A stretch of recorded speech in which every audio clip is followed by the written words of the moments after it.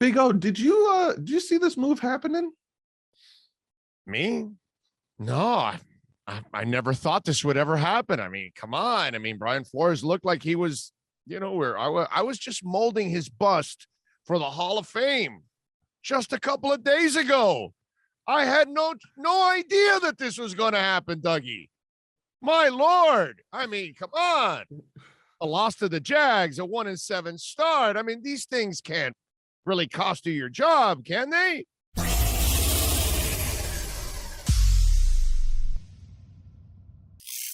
What is up, Fin fans? Big O. Big O. Yeah, sad day, man. Sad day. Bob Saget passing away. I know. That is sad. I didn't see that one coming. Like, what the heck is going on? Yeah. Betty White, Bob Saget. I didn't see that one coming, but I saw the other one coming. So yeah, I think we have something to talk about today. I thought maybe we'd review 2021. Maybe we talk about sweeping the Patriots for the first time since 2000. I think something bigger happened today that we should talk about. Yeah. Brian Flores fired. Now, you were talking about it, but did you honestly think that they'd pull the trigger today? Yes, I would. Yes, I did. I thought that they would fire him because from hearing from behind, think about this. Nobody talks to that organization anymore.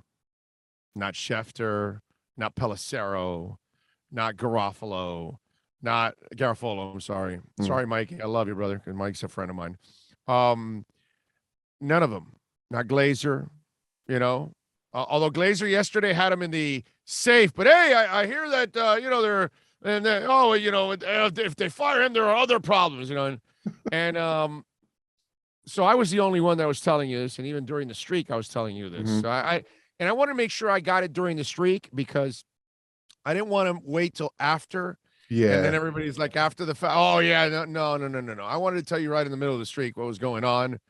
And I'm sure I mentioned it on my show. I don't know how many times I mentioned it here. He's a very difficult person to get along with. Mm-hmm. And that I think I may have mentioned it here on the show. Not everybody's on the Watson. I want Watson in that building. And so there were a lot of things that I think that we told you throughout that there are obvious things happening right in front of your face. Yeah. It's all there. All you got to do is be smart enough to see it and then put it all together and put the puzzle together. And there's a major problem. I mean, Devontae Parker, by the way, liked the release of him getting fired, because a couple of weeks back, people were like, oh, Brian Flores doing a great job of keeping the team together. And I am laughing my ass off on that. I was one of them who said it because I thought you lose 7 straight, you're going to lose that locker room. And then they win 7 straight. And you think, he got them fighting. But then I tell you that Saban went 3-7, then won 6 games to win 9-7. And that Sperano went 2-4 to finish 9-1 to finish 11-5. And Gase went 1-4 to go 9-2. There's nothing new here. And that doesn't mean that these guys were good coaches. And it doesn't mean that guy was a good coach. One of the things that I've talked about over the years that pisses me off about fans, and especially on the tank for 2 a year. And you really think that players are going to walk in there and not try. Yeah, exactly. How stupid can you be? So, yes, there's an Antonio Brown on every team. Yeah. Okay. Yeah, there's 1, 2, or 3 lazy people. Of course there is. And in your job, wherever you're at, the lazy employee too. Everybody knows that. But most all of you that are watching us right now, you're all professionals. Whether you're a nurse, whether you pick up the garbage, whether you teach kids, whether you teach swimming, I don't care what job you do in life, you take pride in what you do. Yep. So do football players. Yeah. So to think that they're going to just tank and give up. No, dude, they won 7 in a row because they got pride in what they do. They don't do it because of Brian Flores. They do it because of their damn contract and their incentives and things like that. Stop with this asinine stuff about tanking. There's no tanking. Okay? There's incompetence and there's lazy sometimes, but players overall in general, just like you, don't tank. Okay? Doug and I don't tank when we do this segment every week where we're just trying to fill some content so you guys can tune in. No, we're trying to bring you information. We're trying to bring you insight. We're trying to make you think. We're trying to stir an emotion in you that you did not expect, which I think I do that plenty with you guys out there. Okay. Yeah. And so I make you think. And that's what we did in this show throughout the year. We made you think, even when things you think are good, they're really not. And just go look at Devontae Parker, how he liked the release. I wonder how many other players liked the release on Twitter of the head coach, Brian Flores. So please, that's where the media also, they were so out of tune with all of this. Completely out of tune with all of it. Look, I get fans being out of tune, but the problem with the media is if you don't have any insight, then don't talk about it. Because don't tell me, oh, no, yeah, for sure he's going to be there. Well, how do you know? You don't get to talk to Flo or Chris Greer or Stephen Ross hasn't spoken in a couple of years, dude. Nobody has access to these guys. So it's just one of those things that I think we need to be more realistic about what things are happening. It's sad that it didn't work out. But now, well, guess what? Chris Greer now has put even more pressure on him because he now has to find the right coach or it's his job next. Now, depending on the coach, and we'll get to coaching candidates, that's something, we'll talk about and throw out there. But do you think a certain coach is going to come in and then all of a sudden maybe Chris Greer? Because I'm hearing that too. That don't think that Chris Greer is safe in this whole process as well. Oh, he's safe. He's safe. He's safe. He's not going anywhere, dude. Not going anywhere. Let's stop. Everybody stop with that. No hardball. And Greer's here to stay. Everybody knows what the problem was in the building. Okay. Brian Flores is the reason why you're not in the playoffs. It's not the reason why you won 7 in a row. He's the reason why you didn't win 10 or 11 games. Okay, let's get that straight. And they know it in the building. That's why Stephen Ross did this. Stephen Ross knows exactly every single step that's been made, every comment, every person that somebody wanted, every player that was signed or traded for, and who was responsible for it. And the ultimate mistake that was made here by Chris Greer, it's not just hiring Brian Flores. The next coach can no longer have the kind of influence on personnel decisions. The next coach needs to be a guy that cooks the groceries that are given to him. No shopping. Like Bill Parcells wanted to go shopping years ago and all that kind of stuff. No more shopping for Adam Gase. No more shopping for Brian Flores. The front office, Marvin Allen is more than competent. Reggie McKenzie is more than competent. And so is Chris Greer, more than competent. They don't need somebody cock blocking them every time they want to do something. Okay. All right. Because when they want Eric Flowers on the team, then he doesn't want Eric Flowers, but he wants to put Austin Jackson there instead. These are the things that drive you crazy. So if you're sitting up in the press box watching the game and you're watching Mike Gesicki's ass half the time off the field, look, folks, you bring back Flo, you can't bring back Tua, you can't bring back Gesicki. There's certain things that won't happen. Matt Collins, all he does is make plays and they never play him. So these are the Duke Johnson, 7 rushes for 49 yards last week. Dude, what the hell are you doing? I don't believe that Duke Johnson can be an every down back or a 100-yard back and all that. Well, guess what? He's done it twice in 3 weeks to prove my ass wrong. And he was on his way against Tennessee. And maybe you could have made things more manageable for Tua in the rain, in the cold, in a situation. But no, guess what? He wants to pass more in those conditions. These are meanwhile, the other coach is running Foreman down your throat. These are things that go on that are just so obvious and sitting there that if I'm Chris Greer, Marvin Allen, and Reggie McKenzie, I swear to God, I want to pop through the press box and go choke his ass. Okay. Because of all the things you may not like, what's it called? Jakeem Grant, but obviously they traded him because of Flo. Yeah. And yet you have no returner anyway. You know what I mean? Yeah. So it's like, and go look at his stats. He averages a little over a fumble a year. Lost. Okay. All right. Okay. I get it. He's not sure-handed, but on the return game, he's a monster. Yeah.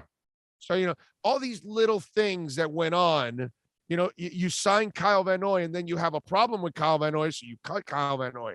So then the general manager takes the cap hit and he takes the hit overall. Oh, that was a stupid move by Chris Greer, but it wasn't Chris Greer. The problem is Chris Greer gave that guy too much power. And that's what Chris Greer cannot do the next time around. You failed with Gase in this and with Greer. I mean, and with Flores. Flores, yeah. You cannot have these guys who know nothing, then only rely on what they know. That's not good enough. Yeah, and you hit the nail on the head when it came to especially Gesicki. There was a few times where I think a few weeks ago he gave Brian Flores the football, and then I think during the 7-game losing streak or something, I think it might have been the Falcons game or something where he scored a touchdown.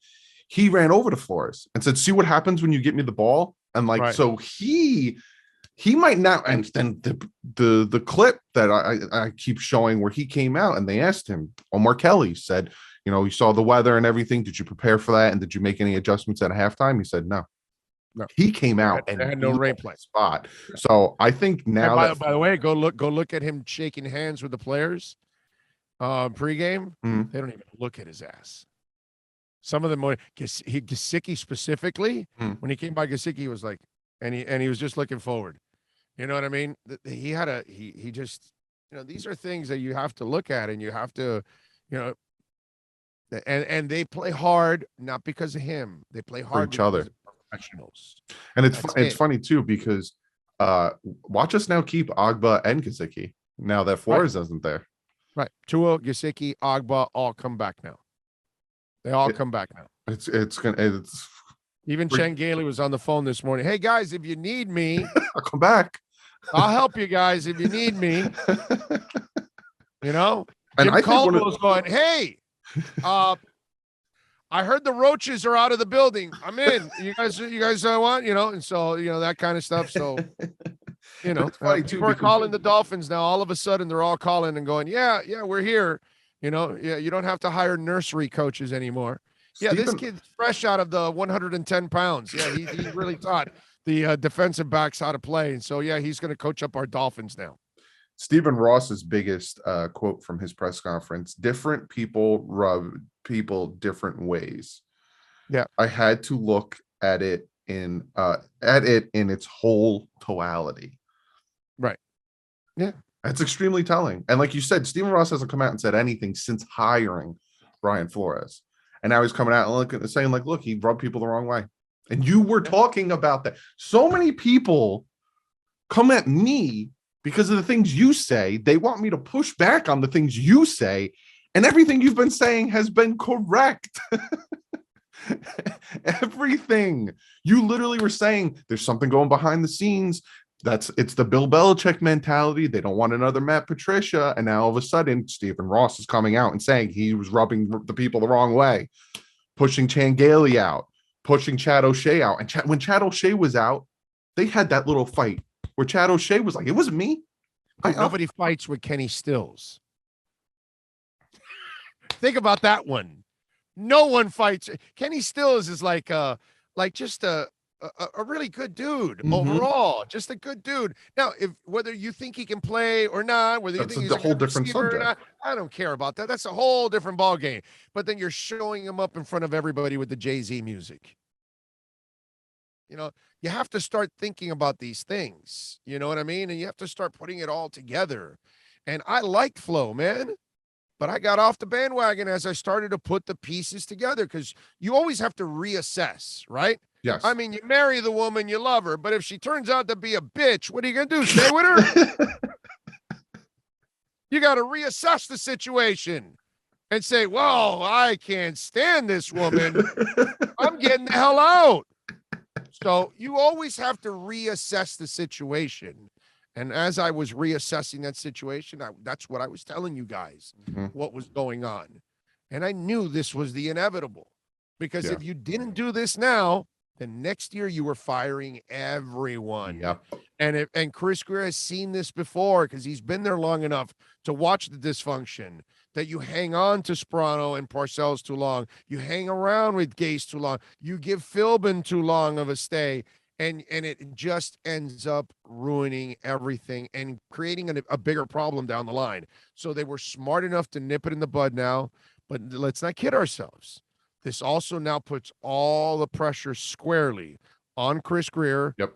and Tua Tagovailoa. Yep. And all these, they all now have to rise above this and figure it out. So I expect no Watson, no Harbaugh, and I expect them to go strong after offensive linemen this offseason in free agency. And they're going to get themselves a really good offensive line coach this year. There's no doubt in my mind. And I would not be surprised if this is the year they draft a running back. Okay? Because, again,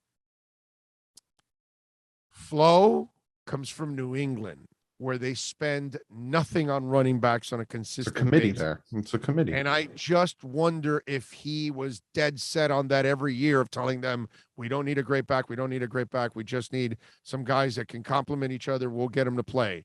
And there was too much Belichick in him without Belichick, actually. And that's the problem there, too. And so if you watch them draft a running back this year, that shows you again that they allowed the head coach with too much power. And that's where Chris Greer screwed up. Yeah, people forget how the dynamic works when you give your head coach complete control of the 53-man roster. It's in the contract. Once it's in the contract, you can't break it unless you fire his ass. Exactly. So once you've given him that power, it's over, dude. It's in the contract. And you can't break the contract. So a lot of people look at some of the draft picks and they put it on Greer, but that's not necessarily how. Same thing with when Adam Gase, Mike Tannenbaum, and Chris Greer were there. Chris Greer was just a name on the GM spot. Like he didn't do much when you had Tannenbaum running the business aspect and the contracts and stuff, and then you had Adam Gase control the 53. Tannenbaum was Mr. Trade too. He's the one that handled all the trades. Gase was the reason we don't have Jarvis Landry right now. Like it's a huge thing there. So it's a big move. Again, I was surprised. You weren't, which is understandable because you've been talking about this since week 7. I was surprised.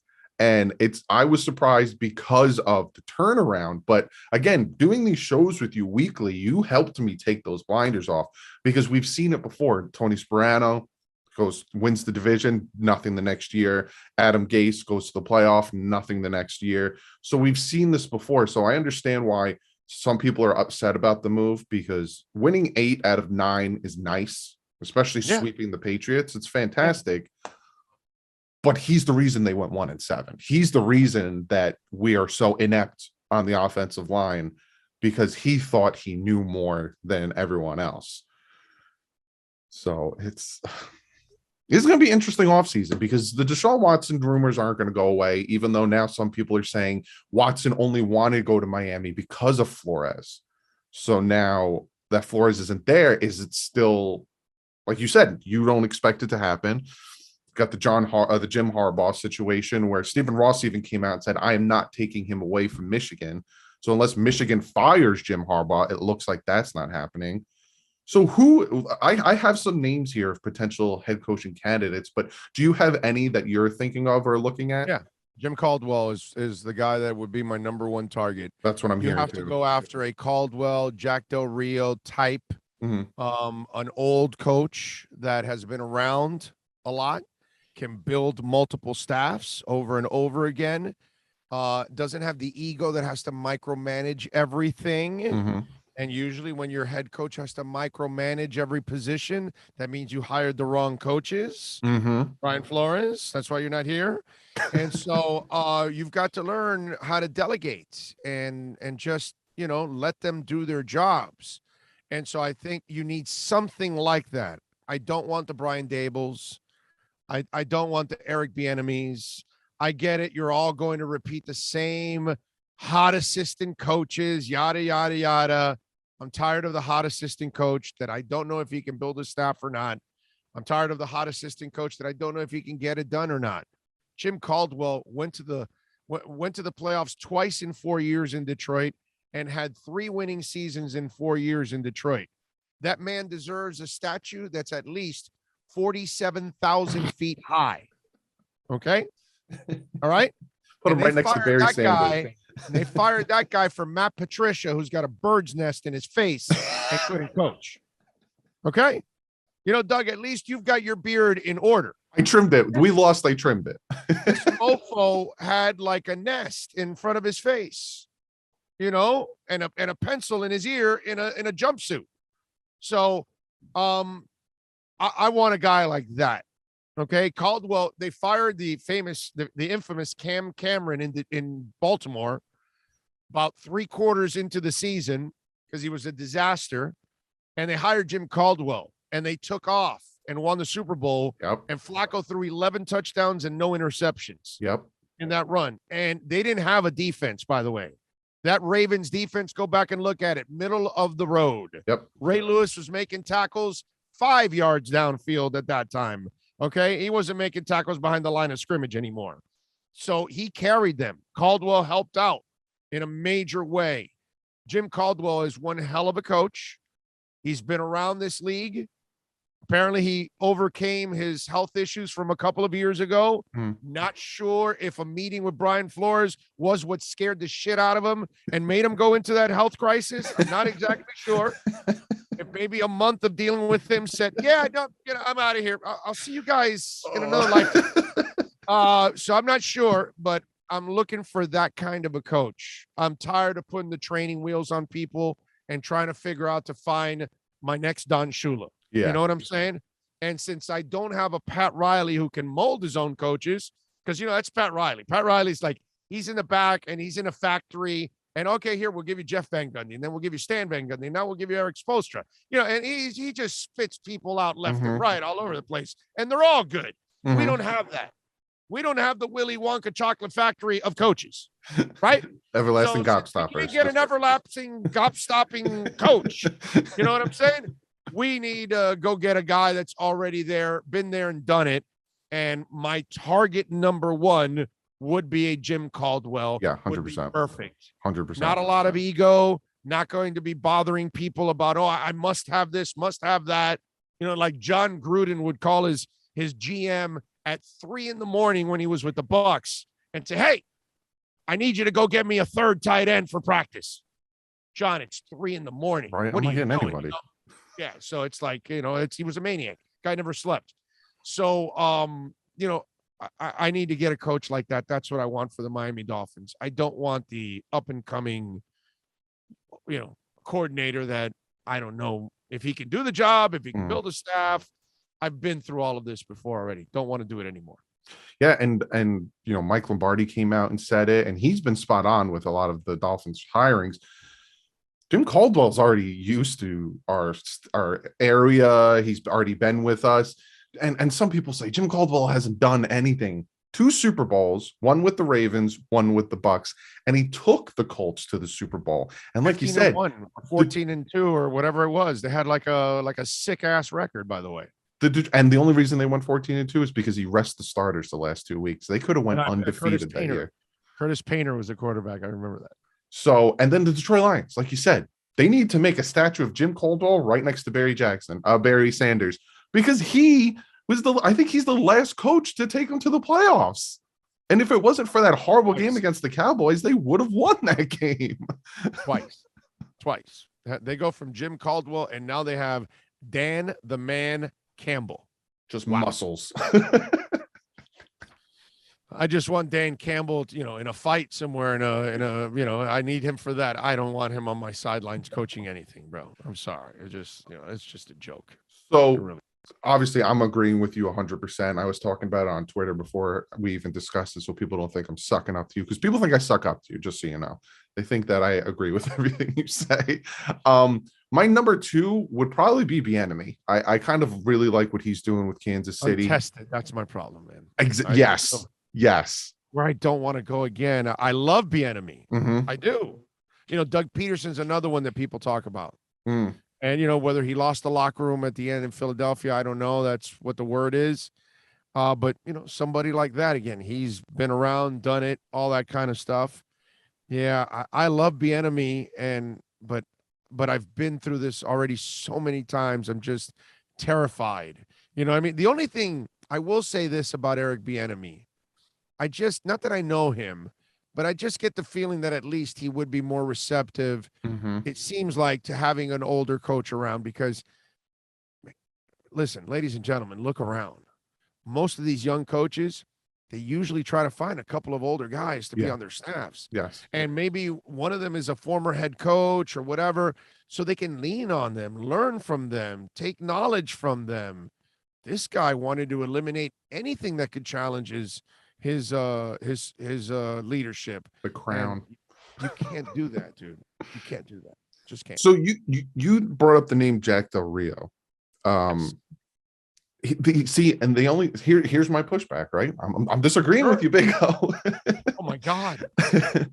I just don't like what he did in Jacksonville, and he it worries me that he hasn't been successful. Whereas Jim Caldwell, But he was in Oakland. yes, But he was in Oakland.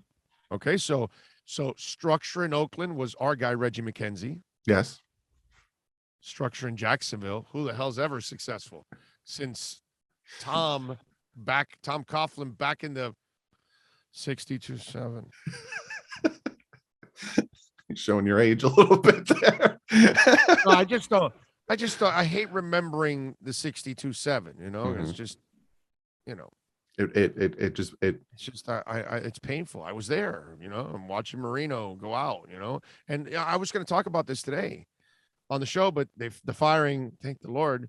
I was going to say that we've come to the fork in the road. It's either you're going Tua or you're going Flo. It cannot move forward from here on out. That's what was my theme today that I was going to talk about, because Gesicki's gone, Tua's gone. If you're keeping Flo, so if you're convinced, you have to make a choice now, one way or another. It cannot be, both cannot exist. It just doesn't happen. And I've been telling people forever that this guy did not like Tua. He never was in Tua's corner. So how are you again, I've said this before. If you have a child and you never tell it you love him or her, you never support your child, you never give him any encouragement, how do you think that child's going to grow up? And you think it's going to be a little harder for them to succeed without any foundation. Go buy a dog, adopt a dog, and just feed it and leave it in a corner and never love it and never give it attention. And how is that dog going to grow up? You understand? Everything needs love and attention. All right? If you don't love something and you don't give it attention, it cannot grow. And the relationship that Flo had with Tua was not able to grow. So they were going to make a decision. If they went with Flo, then they would have to make several personnel decisions on top of all of that for a guy that still, again, has to change coaches. And by the way, wasn't that conversation had? Is he willing to change it now? Or because he's changed so much, does he stay grounded and say, no, we've got the guys, they'll get better with time? So all of these things have been going on for a while, and they have their list of coaches at this point in time. I'm sure they're well prepared for this moment because they did not decide to fire him now. They decided to fire him a couple of months ago. Yeah. And it's funny because we saw Landon Roberts go over to Tua, say it's not you, it's the coaching. We've seen when the whole trade stuff started coming to, an end or whatever, fruition towards the trade deadline, people were blowing up on all of his teammates supporting Tua. He went out and he did the Halloween thing for the kids and they're just supporting the crap out of him. And it was the breadcrumbs that were going to the end. You just saw it. You just saw it starting to make itself known that, like you said, Tua or Flores, and they had to decide. And it seems like they made the decision. Now there's people who are going to be upset that if they do, and again, I'm not going to predict the future. I don't know the future. If they do stick with Tua and don't make the Deshaun Watson move. What is your thoughts on that? I'm not a Deshaun Watson guy at this point. You're going to give up all your money, most of your money and draft capital, and then you don't have what you need to surround them to win. I guess we're back to ground zero again. No, I'm keeping the quarterback they have now. I think he can play. What I'm going to do now is with the $70 million, I'm going to go buy me a couple of linemen or trade, and I'm going to get a running back. And I'm going to build up this offense, and I'm going to help Tua be successful. I'm going to give him love. I'm going to feed him. I'm going to give him attention. I'm not just going to throw him to the corner after I've adopted him. You know what I'm saying? I'm not going to do that to the little dog. I'm not going to do that to my son. I'm going to nurture them. Okay. And that's what you need to do. If you grab a Lamar Jackson, he'll never be a great passer ever in his life. I know it. The Ravens know it. Some of you out there may not know it, and some of you media members are also lost because I've had those conversations with some of them. But he'll never be a great passer. But they love him. They're committed to him. They build the line. They get him 77 tight ends. They get him all kinds of running backs, and they are committed to the run. And he doesn't throw all the passes. He can't throw all the passes, but he'll throw a lot of the short stuff, the crossing routes, all that stuff that makes it easier for him. Okay. Sure, there's holes in his game. And if you're able to take a lead on the Ravens, it becomes a problem for them because they're run-oriented and all that. Yeah. But they're committed to him. They know who he is. They know what his shortcomings are, and they build it around him to try to win. Whether it works or not, I don't know. But they show commitment, and that's why they're getting some kind of results out of it. Ryan Tannehill, what the hell did he do against the Dolphins last week? He threw for 120 yards, completed a couple passes, ran a couple times. That's it, because that's all he can do. He'll never carry you. He'll never make a difference. But Vrabel knows that. So Vrabel gets him the line, gets him the dominant running game, dominant receivers, make his life easy. Hey, kid, just make a couple of passes for us. Make a couple of runs, and the rest is done. We're all right. So you've got to commit to whatever talent you have. Don Shula, rest in peace. I got to slam him now. He had the greatest passer for a while there. He failed to give him a running game. He failed to give him a defense. And he can mask all you want, but he ain't masking you a title, baby. Okay? And I'm sitting there as a teenager, or no, I was 20, maybe I was 20, or right around there, watching the Super Bowl and watching San Francisco kick our beloved Dolphins' ass. But in the end, you look at it and you say, much better team, much better defense, much better running game. Joe Montana had what he needed to win. Dan Marino did not. So, it doesn't matter how good of a quarterback you are or how much of a freak you are. You still need the right support in order to succeed. Just getting the quarterback doesn't mean you're going to win. Everything has to be done together. And that was the problem with the Dolphins. Everything was not being done together. The vision was not there. It was one person that had a vision and everybody else had the other vision. And you cannot coexist that way. Now, with Tua, are you worried that his shortcomings might hold the team back? Because I like Tua. I've talked about Tua a lot. His inconsistencies, to me, I think can be fixed with better coaching, with more time for him to be able to read the field properly, look for the deep passes, trust himself, because he can make these throws. But it seems like right now he's missing something, and he has these shortcomings, whether it is to consistently find that open guy, whether it is his arm strength, whether it is whatever it is. Are you worried that regardless if they build the team around him, those shortcomings will still hold this team back? No. If you get a strong running game and a strong offensive line, you'll see the results you saw in Alabama. But you have to have the coaching, you have to have the offensive line, and you have to have the running game. Same thing as Drew Brees. You gave him a strong offensive line, you gave him always a running game, you give him receivers, and then you have a coordinator in a Sean Payton who knows exactly what to do with him. So it's really all up to the intelligence. That's really what it's all up to. Understanding what the player is. So, okay, how do we hide his? And you're right. He's never going to be Josh Allen in his size. He's never going to have the arm of Justin Herbert. He's never going to be built like Cam Newton and take shot after shot after shot. He's a completely different quarterback. And Bob Greasy was nothing like those guys. And Drew Brees was nothing like those guys.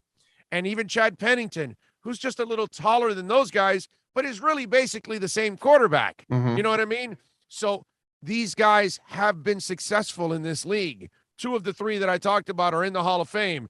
Chad Pennington, if he didn't have injuries, he probably would end up in the Hall of Fame with his intelligence. So the bottom line is, do what you have to do. Bob Greasy had 25% of the talent of Marino, but he had 75% more team than Marino. Mm-hmm. He had a better offensive line because Marino only had the left side. Yeah. Let's not kid ourselves. Okay. This guy had all five. Okay. Marino had no backs. He had three. Not one, not two, but three. Okay. And then he had a Paul Warfield. And then he had something called the no-name defense. Okay. For Marino, it was just no defense. All right. So the difference is, I love how people say, well, we need a quarterback to mask our deficiencies. Well, so did Marino mask your deficiencies all the way to the title? No. So you know what? Let me get a coach and a front office that can build a damn team so you can win a title and make it easier for the quarterback. So Peyton Manning can win a title in 2016 when he can't throw for more than 10 yards. Mm-hmm. You know what I'm saying? So let's build a team. And then I think you'll be fine with Tua. He'll make all the plays you need in order to win. But if you expect him to run and throw you all the way to a title and carry a terrible team, that's not who he is. That's not.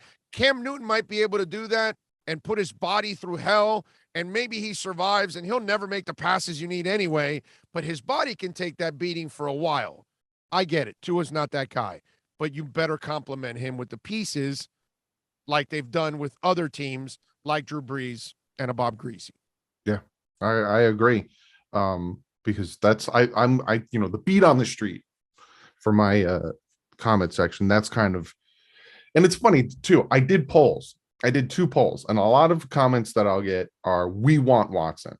And I did 2 polls, one on Twitter and one on YouTube, and more than majority want to stick with Tua. Like, more than a majority. It's like 60-70% want to stick with Tua on both of those polls. So, but also I'll say this, it was like 70 and 80% didn't want to fire Brian Flores. So it's like they're prisoners of the moment, and they think that 7-game winning streak meant something. And it really didn't mean anything. Just like beating the Patriots twice doesn't mean anything. If that's what we're hanging our hat on, you know what I mean? Seriously, dude, aren't we done? Aren't we done with this already? Aren't we done with Miami Miracles? Aren't we done with any of this crap? Greg Camarillo and all this kind of garbage that we do every year, and we try to remember these little silly moments that mean nothing whatsoever. Folks, let's get a team that can win double digits. Yes. Can get into the playoffs, can make a deep run. That's what I want to remember. What I used to remember. That's what I used to remember. I feel sad for young Dolphin fans. They remember things that mean nothing whatsoever over the last 25 years because it's brought us absolutely nothing. Yep. So why the hell do we care about any of this stuff, dude? We get hung up in the moment of the ecstasy of winning 7 in a row, but dude, you had to win 7 in a row because you ruined your season by going 1-7. So, these are the things that we have lowered our standards. I've talked about this for 10 years now. We've lowered our standards as Dolphin fans because for a quarter century, they've been playing crappy football. And we forgot what excellence was. And now that we've got a generation and a half that have just been treated to garbage, they don't expect much better than that. So anytime they see a little bit better, they think it's gold. And you talk to any old fan and they see what's going on, and most of them are like, it's just garbage. It's nothing. And that's what it is. It's nothing. Let's build something here. That's what they got to do. And that's why I absolutely love that we started this show and I get to work with you, because I'll raise my hand. I was a prisoner of the moment when we started winning the 7 straight. And I even said to you on one of our shows that if he makes the playoffs, maybe he stays, but you were like, no. And I started listening to you. A lot of people think that I'm agreeing with you. I'm just listening. You know way more than I do. So I listen and I listen. And you took my blinders off because I saw it. And I'm like, yeah, it's just, you got to read the tea leaves. You got to see something that's coming, and you can't consistently start slow. And it's not even in the season that our team consistently started slow. It's in the games we consistently started slow. Opening drive, touchdown, fantastic. Don't do anything for a quarter and a half. and then we score a field goal before halftime, fantastic, but you're down 24-10. You need another 14 to tie. Like, so as much as people, don't like what you have to say, they got to listen. Sometimes you just got to sit back and listen. Big O, I don't know if you ever heard that, but you're a very polarizing figure. I am. I know. I'm sorry. I apologize, but I'm just, I've always been the guy that will be brutally honest no matter what, good or bad for me, for anybody else, whatever. Just understand this, man. I want every team to win in South Florida. I'm a huge fan of every team. I'm born and raised in this town. I'm a freak. I'm a real Floridian. But I'm the guy most of the time, because I'm not perfect. I'm going to get things wrong. But I'm the guy that most of the time will tell you what you don't want to hear. But deep down inside, if you check your heart and you check your gut, you're going to go, damn, he's probably right. And so it's just one of those things. And I don't know if it's a blessing or a curse, but maybe it's a little bit of both, I guess. But it's just, sometimes you gotta appreciate that guy that pulls the Band-Aid at 2 instead of 3, Right. Yeah. You gotta appreciate it, because then all right, now I feel better. Now you got the Band-Aid off. I appreciate it. Through. Beautiful thing. There you go. What do you got going on this week? Season's over. What do you got planned? Well, we are going to be obviously every day on 10 a.m. Eastern to 1 p.m. And we've got all of our insiders, Omar Kelly, Alan Poupar from Sports Illustrated, Joe Shad from the Palm Beach Post, Cameron Wolf from NFL Network. They'll be on with us all throughout the week. They are our exclusive insiders. They're on twice a week, by the way. So they'll be on twice a week throughout, and we'll be covering everything. Hopefully, we'll also be hitting the road for the draft and other things. So we'll have some fun, and we'll cover the Dolphins like most people can't. Let's put it that way. Like we've been doing for over 20 years. We've been one of the few radio shows that goes to the Senior Bowl and the Combine and the East-West Shrine and all those kind of things. So follow us at Big O Radio Show on YouTube or anywhere else, iTunes, Spotify, Stitcher, wherever it is you listen to your podcast, or on YouTube. Please subscribe. Help us get to 10,000 subscribers, man. All right, we're almost there at 9. We need to get to 10. That's a threshold we need to cross. So yes, help us get there, please. Please go over, hit that subscribe button. Again, Big O is Big O, but he loves this team and he loves the Miami Dolphins. So amen.